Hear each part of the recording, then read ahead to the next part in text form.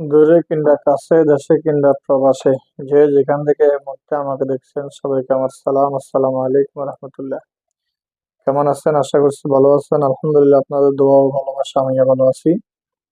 আজকে আপনাদের সামনে কিছু বিষয় নিয়ে আলোচনা করব। সেটি হচ্ছে, আমরা গণপ্রস্রাবের যন্ত্রণায়, অনেক মানুষ আসলে গণপ্রস্রাবের যন্ত্রণায় ভুগি।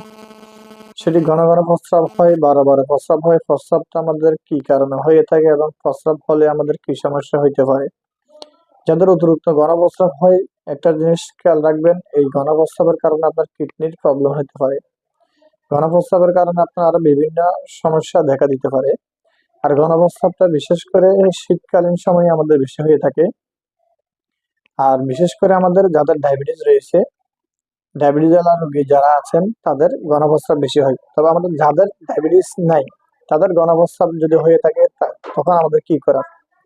যদি আপনার ঘন প্রস্রাব হয়, আপনি তৎক্ষণিক কি করবেন? আপনার আশেপাশে যদি মেথি থাকে, আপনার আশেপাশে যদি জাম থাকে, আমি আপনাকে বলবো সহজ পদ্ধতিতে আপনি কিছু মেথি খাবেন, কিছু জামের বেশি নিবেন, কিছু মেথি নিবেন, নিয়ে দুটোটা মিশ্রিত করে খাবেন। আলহামদুলিল্লাহ, আপনার এই প্রাকৃতিক ওষুধ খাওয়ার ফলে আপনার ঘন প্রস্রাব থেকে ইনশাল্লাহ মুক্তি পাবেন। আপনার মেথি যে কোনো জায়গায় পাবেন এবং জামের বিচি যে কোনো জায়গায় আশা করি পাবেন। যেখানে পান আপনার সংগ্রহ করবেন। এগুলোতে কোনো ক্ষতি নেই, কোনো সাইড এফেক্ট নেই। আপনি খাবেন, মেথি খাবেন এবং জামের বিচি একসাথে করে খাবেন।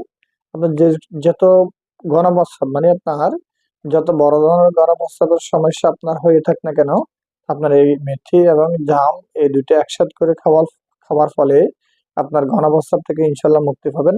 আর যারা এই ঘন প্রস্রাবের জন্য এই ওষুধটা খেতে পারবেন না, মেথি কিংবা জাম আপনার তৈরি করতে পারতেছেন না, তারা আমাদের থেকে নিতে পারেন।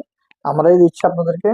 আমরা এই যে আমার হাতে দেখতেছেন এই বড়িগুলা, এটা ঘন প্রস্রাবের জন্য অত্যন্ত অত্যন্ত কার্যকরী। এই যে বড়িগুলো দেখতেছেন, এটি ঘন প্রস্রাবের জন্য অত্যন্ত ভালো কাজ করে। এখানে রয়েছে কি?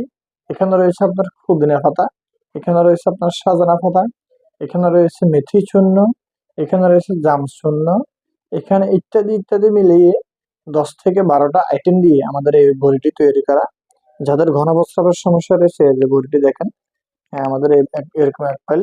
যাদের অতিরিক্ত দীর্ঘদিনের জন্য ঘন ঘন প্রস্রাব হয়, প্রস্রাবে জ্বালাপোড়া করে, অথবা ঘন প্রস্রাব হইতে হইতে এমন হয়ে থাকে অনেকের ব্যথা করে, ঘন প্রস্রাবের কারণে কিন্তু আপনার কিডনির প্রবলেমও হতে পারে।